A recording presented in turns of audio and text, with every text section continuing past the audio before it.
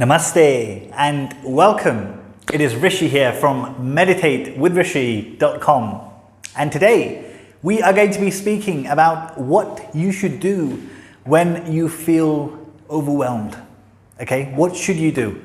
You know, it's so easy in this fast-paced life that we live to take on too much responsibility, to feel like, you know, we need to do all the work. We need to be there for everyone. We need to, be available for every single person and do every single thing so that we can be a good person, we can be a kind person. And what eventually happens is that we end up taking too much on, and then it completely disrupts our mental peace. We feel overwhelmed. We feel like we just can't take it anymore, okay? So if this is you, then this video is for you. I've got something really cool to share with you, okay? Now, before we get into that, a couple of things. Number one, booking is currently open for a free consultation with me for the Part 2 Stillness program, which I'll tell you more about at the end of the video. And secondly, if you are new to this channel, then I have got a gift for you, okay? So for my coaching clients, I've created a really cool cheat sheet. It's called the 11 Yogic Rules for Daily Peace, okay? So it's got very simple rules that you can instantly apply and increase the amount of peace that you feel every single day, okay? So you can get that at meditatewithrishi.com/cheat sheet. All right, so let's get into it. What should we do when we feel overwhelmed? Now, firstly, what is overwhelm? Okay, so being overwhelmed is essentially when you feel like you are drowning, like you are buried under a lot of something. It could be a lot of work. It could be a lot of stress. It could be a lot of responsibilities. It could just be too many people, too many things needing your attention. Okay, we all know this, you know, it happens to the best of us, okay? But what I want to share with you in this video is a very practical way to remove this unnecessary feeling, emotion from your life, okay? So it's important to look at what causes it. What causes overwhelm? And the answer will surprise you, okay? Are you ready? What causes overwhelm? The answer is we do. We are responsible, believe it or not, for our own overwhelm. Okay?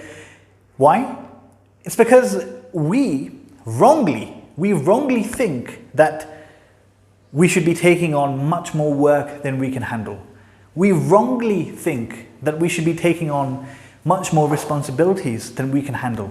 We wrongly think that, you know, when people ask us to go somewhere, come here for dinner, or come to my house, do this, do that we need to say yes, because, you know, we're good people, right? We don't want to disappoint somebody else.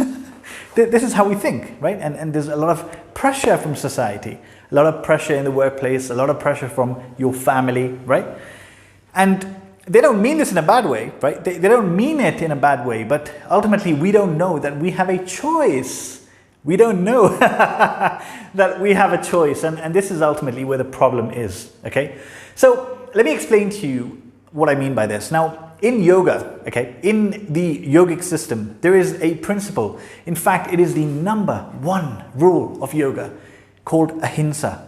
Ahimsa means living with an attitude of non-harming, non-violence, non-harming, living with loving kindness to all beings, okay?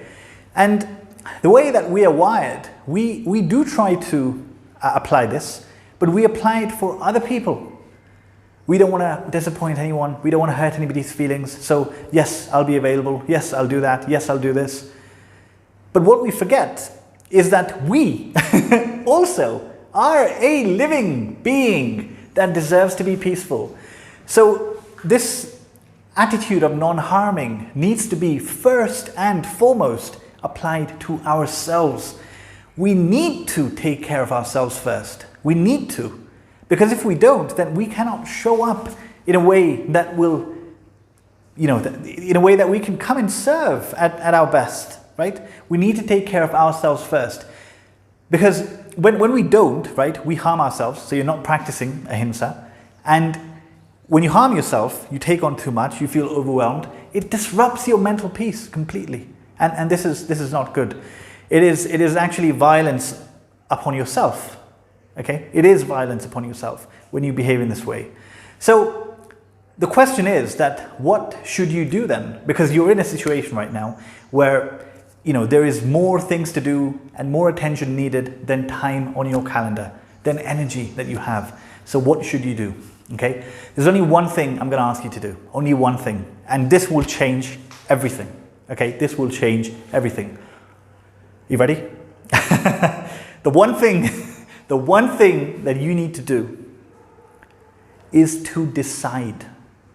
To decide, to make a solid, firm decision that from today, in fact, from this point on, I refuse to be overwhelmed. I refuse to take on more than I can handle. I refuse to just be too available when I just do not have the energy or the willingness for it. I refuse. And in case you didn't know this is a choice that you do have, okay? It is a choice that you do have. And you're probably thinking, well, Rishi, it's easy for you to say, right? But you don't know my life. I have kids, I have a job, I have a demanding husband or wife, I have, demanding family. I have so many things. It's just, it's not possible for me right now. And, okay, I hear you. But I still want you to realize that you are in control. These are all your things. It is your family, your kids, your spouse, right? That means you are in control, okay? And let me tell you a little secret. The universe, the world around you, will basically treat you how you show up, okay? The world around you will treat you how you show up. So if you are a person that is sending the message that, yes, you can ask me to do more than I can handle. You can ask me to be overbooked. You can ask me essentially for my attention when, it's somewhere else. Then they will, of course they will take it, because it's not that they're bad people, but it's because they want your presence in their life for whatever reason, right? But the opposite is also true. If you show up as the person that, whose time is extremely valuable, their time must be respected. They will respect it. If you show up as the person that, is very clear, crystal clear on what they want, crystal clear on the boundaries that they have in their physical space, in their mental space, right? People will respect them. This is it. You need to try it. You need to try it. Trust me, right? I have done this so much, from initially when I started my journey, from not drinking alcohol, right? Making that change. It required, more difficult than stopping alcohol all those years ago was dealing with the pressure of being in a social situation. People are just not willing to accept that you're not going to drink alcohol anymore. But again, you have the choice, right? So when I decided that, hey, I am not doing this. This is something I do not do anymore. It wasn't long before people started approaching me and said, you know what, I've actually been thinking of reducing or quitting myself. Like, how do you do it? This happens. This happens. When you change, the world around you will change. It definitely will change, okay? So, how do you do this then? How do you make this decision and how do you apply it? So what I'm going to do now is give you 3 very practical ways to apply this, okay? So write these down because they're very, very important and see how you can apply them, okay? So how to decide, how to show up and how to actually apply your new way of living where you are protecting your space, okay? So the first thing you need to do, this is not number 1, this is before you start, here's what you need to do, okay? You need to get a pen and paper, okay? And write down how many hours you have in the day. How many waking hours have you got in the day? And in those slots, okay, fill in whatever responsibilities you have, okay? So you account for everything, obviously. You account for the time you're going to take to shower, to travel, to eat, to cook, blah, blah, blah, all this stuff, right? Work, you make a proper, like hourly, schedule. And then you see how much you actually have to do, okay? Whether it's work commitments, whether it's family commitments, whether it is any kind of commitment, okay? That you need to do on a daily basis or a weekly basis. Now, if you're feeling overwhelmed, it goes without saying that there will be much more items on your to-do list, on your responsibility list, than you can fit into that calendar, okay? So what does this mean? This simply means that you do not have the space for so much extra stuff. So it is time now to get rid of that stuff, okay? And this is where you need to be very militant, okay? So these are the 3 ways you can get rid of this stuff. The first one is delegate, okay? Delegate the responsibility to somebody else. You simply say in a very nice way that I do not have the space for this in my life, on my calendar, whatever. This is now your responsibility. Take it off your chest. Just take it off, okay? You'll be surprised that, many times people, whether it's family or work, they'll say, yes, I actually can take this on. I'm happy to help you with that. Great. For the things you cannot delegate, you eliminate completely, okay? And this is where, the elimination is so difficult, because this is where you have to have crystal clarity on your priorities.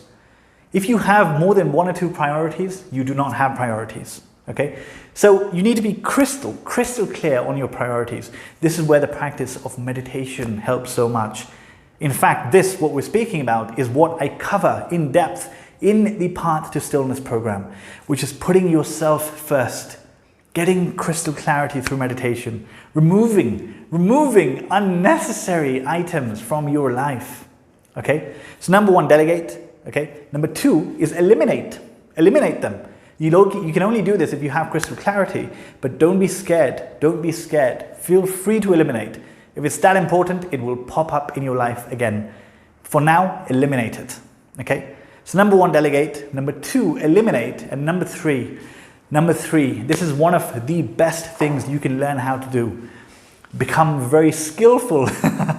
Become very skillful in saying no. You should be saying no to 90% of the things that come your way, whether it is social situations or work requests or anything. Because there is only so much time in a day.